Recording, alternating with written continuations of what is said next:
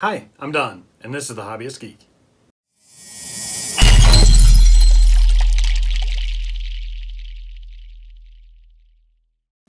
And today we are continuing our R2 build. We have issue 87 right here. We have some more parts right here, more internal supports or frames or something. I'm not sure. Let's crack it open and see what we got. And here are the parts that we get with this issue. We've got 3 dome support arms.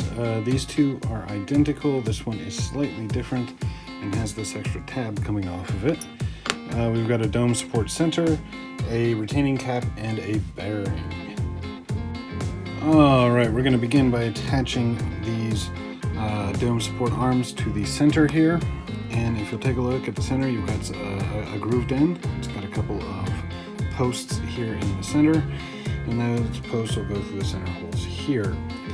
We'll start with the 2 identical ones, and if you'll take a look here, you'll see these posts here. Those are going to be facing in the same direction as these posts when you put them together, just like that. You'll screw it in from the top with 4 of the 4mm silver screws. Alright, we will repeat that step for the other piece that is identical here.